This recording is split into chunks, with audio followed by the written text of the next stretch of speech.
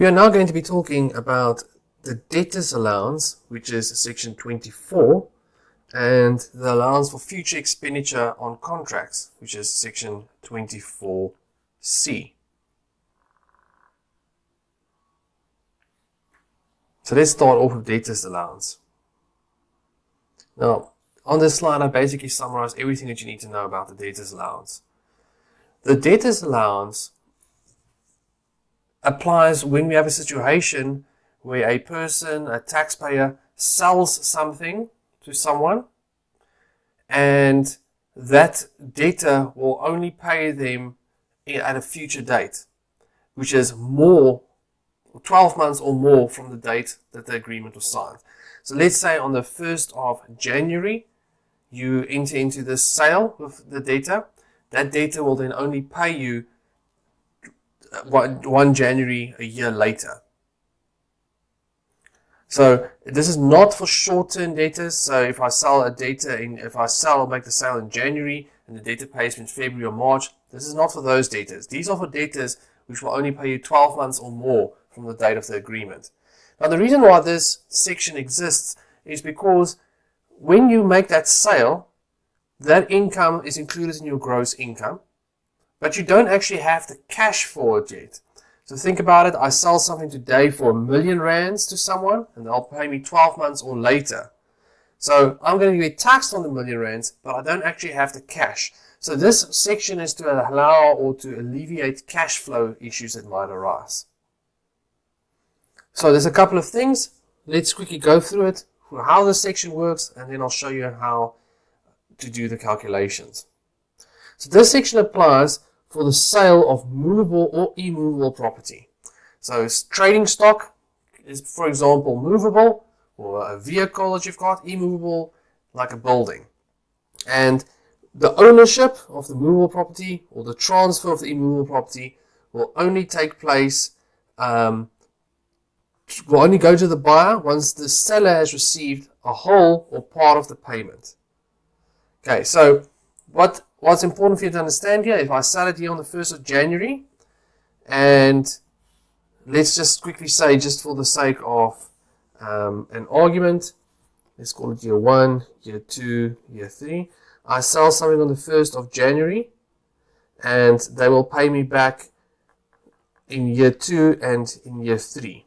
Each of those 2 years they'll pay. This rule basically says, this section says that the ownership must only go to the buyer once they've paid either one or both of these installments. So that's what they say. It doesn't have to be the whole amount. It has to be whole or a part of the payment. So this is, for example, a suspense of sale agreement would also fall under this. And what is a suspense of sale agreement? Suspense of sale agreement is, for example, where I sell you a vehicle and I say you need to pay me off over 3 years. At the end of the 3 years, the vehicle becomes your property. That's a suspense of sale agreement. The sale is suspended, basically, until payment has taken place. Okay, where have you also seen suspense of sale agreements? Just as a quick little recap, you'll remember that you saw it in the VAT Act when you looked at installment credit agreements. Those are included as suspense of sale agreements. So this is one area where those sections can overlap nicely. Now, what do you need to look out for? It's important for you to understand that at least 25% of the amount which is payable to the seller must be paid 12 months or later. So 25% of the amount. So what does that mean? It means that, let's say, I sell something in January for R1,000,000, and this is where they have to pay me back, year 1 and year 2. At least 25% of that amount must be payable in future. So let's say you sell it in January and the person immediately has to pay you 900,000 rands. So, and there's only 100,000 rands left, and they have to pay 50,000 over there and 50,000 over there. That means here there's not 25% or more. There's only 10% of the amount which is outstanding. So you've received the majority of your money. In that case, this section will not apply.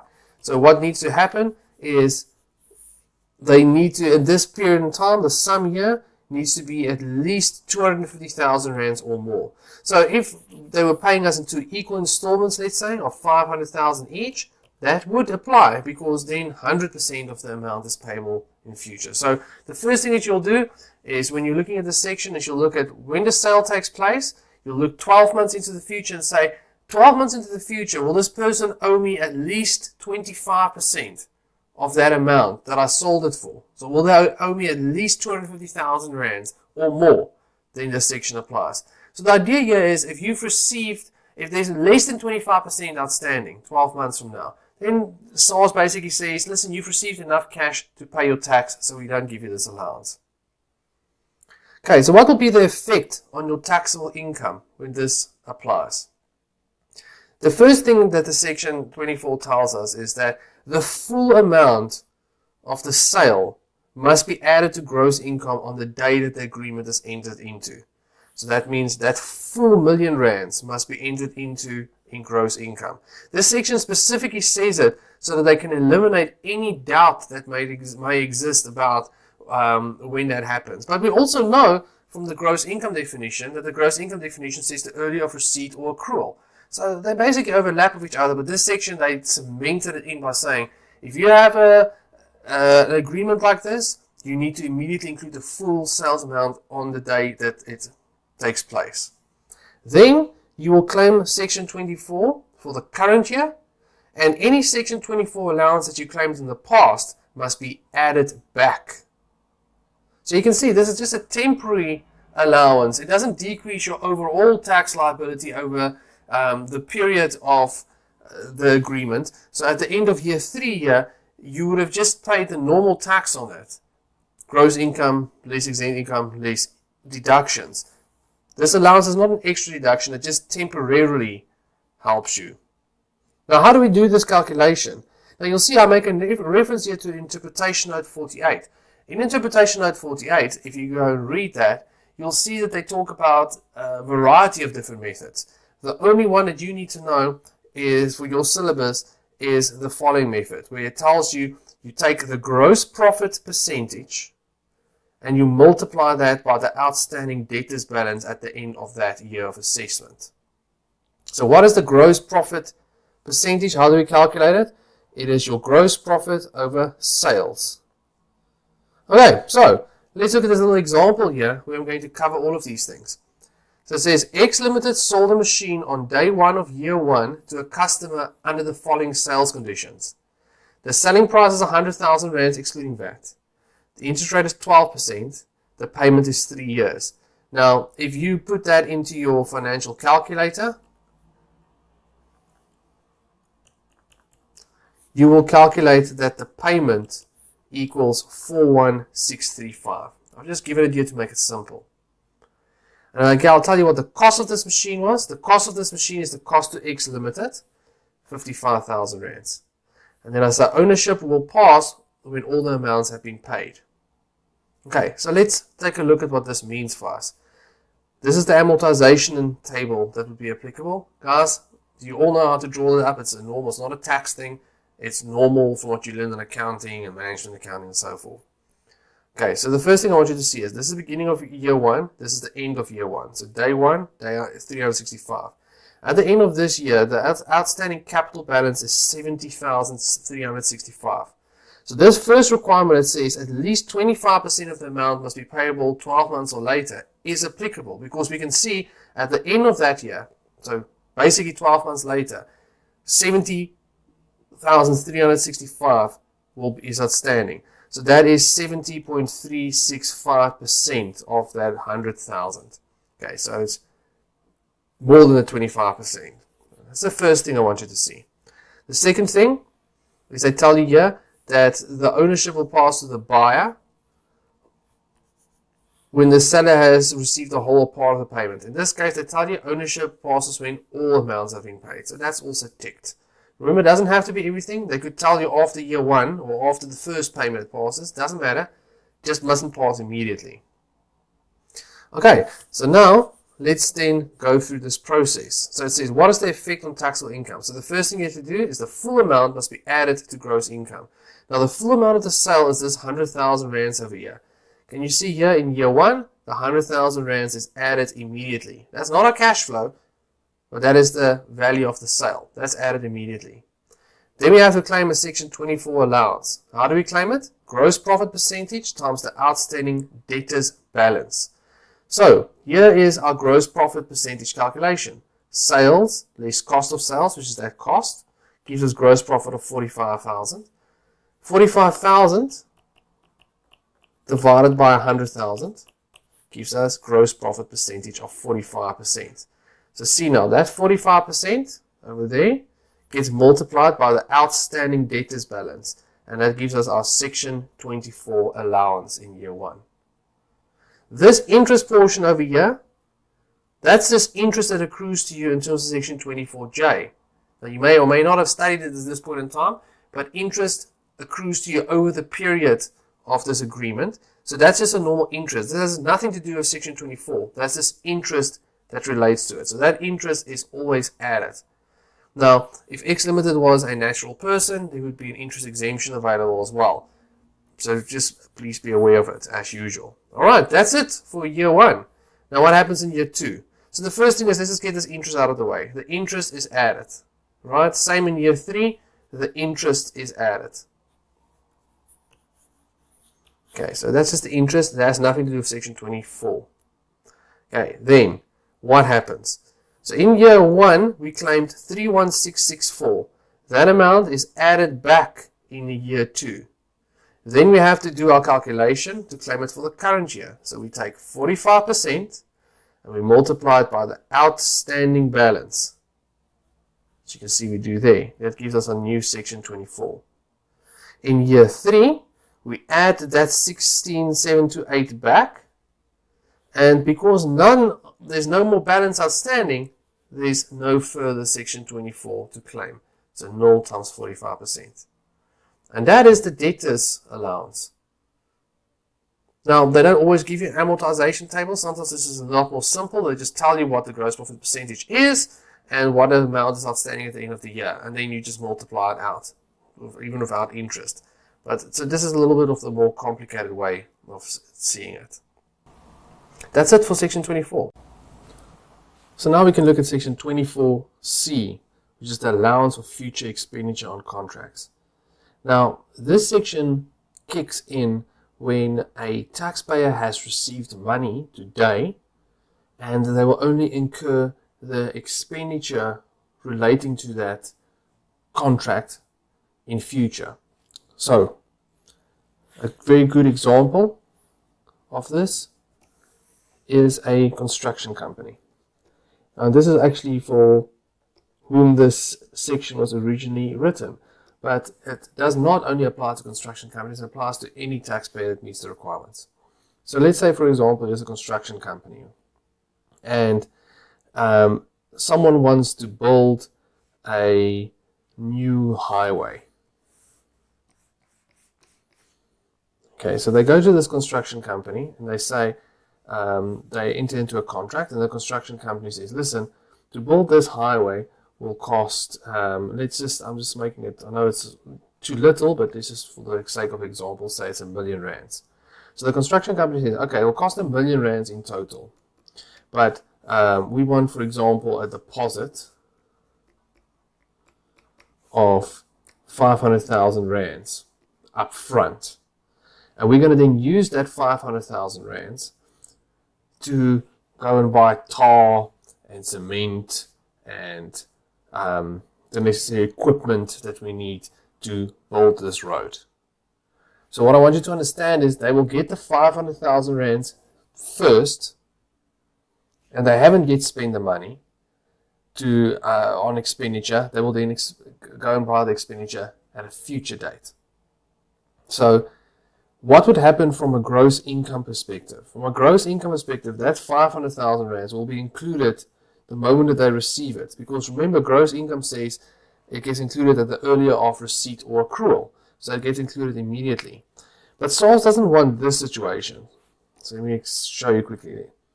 So let's say, I'm just going to make this 500,000 a slightly different amount just to make it a bit easier. So let's say it's 400,000. So let's say it'll take them 3 years to build this highway. And they're going to get the following income. The income, they get the 400,000 in year 1. And they will get the remaining 600,000 only when it's completed. Now remember, you need to always look at when it accrues to them. But now, what is common for construction companies is they say you only become entitled to the money as you complete the project and as it progresses. So in this case, assume that they only become entitled to it when it's completed. Okay, so it doesn't, because if they're entitled to it from day one, remember the full amount will be here. This is just normal gross income rules. So now, year one, they have the 400,000. And the expenditure that they incur in year one is null. Let's say they haven't bought anything yet. Then in year two, they go and they buy everything that they need to complete this. So let's say it will cost them 700,000 rands in expenses. So for the material. So SARS doesn't like this situation where you have positive income and then a loss and then again positive taxable income. So this future expenditure section 24C allows you to claim those expenses. Basically, it doesn't work as quite as simple as this, but it basically allows you to claim it when you receive it, or when you receive the money. They say you can claim the expenses which will relate to it in future. Now, this will work in the same way as that we've seen in section 24, whereas if you get it as a deduction here, in the next year it will be added back. Okay, but let's go through the rules here. So when does this section apply? This section applies when you receive income under a contract. Now, that contract can be a sales agreement, any type of agreement. There must be some agreement in place. And you will use that money to finance future expenditure. You'll see I've got it in inverted commas there because it is defined also in section 24C. And you'll use that future expenditure, you'll spend that money in future years, so in a subsequent year, to complete and perform your obligations under this contract. So what is future expenditure? Future expenditure is income that will be incurred after the end of the year, so the next tax year or the year after that. And that income will either be deductible expenses, so income allowed against as a deduction against income, or can even be capital expenses. Now, let me just explain what that is, guys. This section 24C is not a section that pops up very often because it's a little bit more complicated, but let me just explain to you. So let's say this R1,000,000 that you get for building this road, you have to go and buy one of those, I'm sure you've seen it, those machines with the big roller in front to flatten this road out. And this asset will cost you 200,000 rands. It's an asset. Now, and let's say you usually get wear and tear on that asset, which is a capital allowance. Now, what do we know about capital assets? We can't claim it as a deduction in terms of the general deduction formula because it's capital in nature. But they will allow you to claim that 200,000 rands under section 24C. They will allow you to claim it as a deduction because in the next year it will be added back, and then once you've now purchased it, you'll claim your normal wear and tear amount, whatever that amount might be. Alright, so how do we apply this section on taxable income? So the first thing I want you to understand is that you can claim a deduction for section 24C for future expenditure in respect of the amount that has been included in income. In the next year, it will be added back. So section 24C allowance is calculated on all of the income that you've received in the current year and in prior years, and you also take into account all the expenditure incurred to date, the actual expenditure. So this will show you a little bit more of how it works. But now this is where I just want to pause for a second and make sure everybody understands. In reality, section 24C, every single taxpayer calculates their future expenditure in a different way. A bank calculates it different from a construction company, calculates it different from a company that manufactures stock that they just sells, for example. You will be told in the exam, if you look at your examinal pronouncements, you will be told how to determine this future expenditure. This is one of the reasons why this section is not tested often, because that can obviously be a little bit more complicated. So they will tell you, this company determines future expenditure. They'll sometimes just tell you they expect it to be X amount, or they'll tell you how to calculate it. I'm going to show you one way in which it can be calculated, and this is a common way, and it is also discussed like this in Interpretation Note 78. But please understand, they can ask you and instruct you to do it in any way. I can't even give you examples of it because anything that they can think of, they can do. But this is how we are going to calculate it, and this is the most common way of doing it. You will perform this calculation, which says you take the estimated contract cost over the contract income. Okay, so contract cost basically is cost of sales. So you'll take cost of sales over sales, times it by the amount received to date, less the actual expenditure that has been incurred to date. Okay, let me show you an example. It makes it a little bit clearer. So X Limited is a construction company, and a customer contracts X Limited to build a new sports stadium at a total cost of 2 million rands excluding VAT. So that's the total for this. In terms of the agreement, X Limited will receive a deposit of 500,000 rands up front, and they will only be entitled, and that's important, to receive the remaining payment as work is completed. So they do not become unconditionally entitled to it. So it means it doesn't get included in their income until they've completed the work. X Limited anticipates that the total future expenditure on this contract will be 1.1 million. So they say, for us to build this sports stadium for 2 million rands will cost us 1.1 million rands to do. That's what they're saying. So now I give you the information on what happens in each year. So in year one, they don't do any of the work yet, and they haven't expended any of the money. So they haven't incurred any expenditure. All they've done is they've gotten that 500,000 rands. In year two, they complete 75% of the work, and they spend 700,000 rands. And in year three, they complete the remaining 25% of the work, so that's 100% complete, and they spend a further 420,000. So one thing I just want to point out to you is you'll see now if you add that up, the actual expenditure that was incurred is 1.12 million, not 1.1 million like we've got there. Now that doesn't mean I made a mistake or anything. Remember, this is what they anticipate the future expenditure will be. So something maybe cost them more than what they anticipated. This is just for 3 years. It could be 10 years this. So it's impossible to necessarily get exactly right. So it's a bit of an estimate that they have to make. Okay, then I want you to see, we now, for this calculation here, estimated contract cost over contract income. I do that over here. So the estimated contract cost is 1.1 million and the total income is 2 million.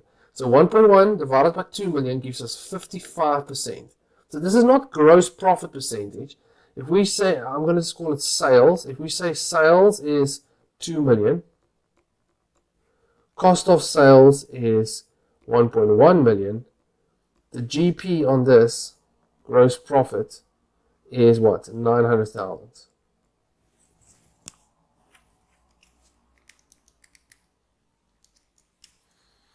Okay, so that would mean this is 100%, this is 55%, and this is 45%. So can you see we are using the cost element of it? Alright, so that's this over here is 55%. So let's go through it. So year one, what happens in year one? We get the 500,000 rands. Gross income definition says earlier of receipt or accrual, we've received the 500,000 rands. There we go. Actual expenditure that we can deduct under section 11A, general deduction formula for example, or whatever section is applicable, is null, which is that null. Section 24C, so we do this calculation, is you take the 55%, you multiply it by the amount that you've received to date. So 55 times 500,000 rands minus the expenditure you've incurred to date, which is null. So that gives us 275,000. Alright, now look in year 2. In year 2, the first thing I want you to see is that 275 is added back. So that's an easy marker score when you get it. Okay, then how much do we receive in income? We've completed 75% of it. So 2 million is the total.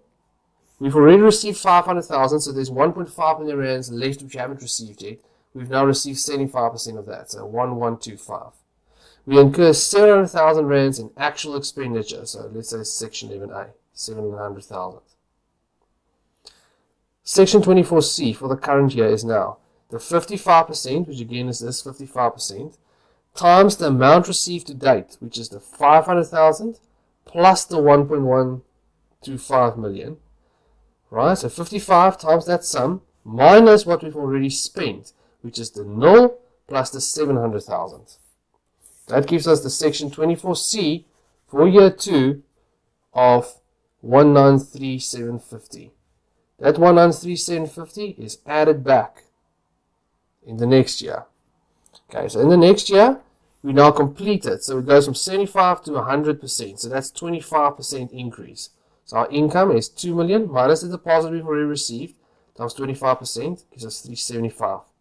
The actual expenditure that we've incurred is the 420,000. Section 24C is for what? Future expenditure. We've now completed this project, so there's no expected future expenditure. So it's null, and we just add it back. So now what I want you to see is if let's say everything happened in year 1. So what I'm trying to say is, let's say in year 1 I received income of 2 million rands, and I had this actual expenditure, the expenditure of 1120.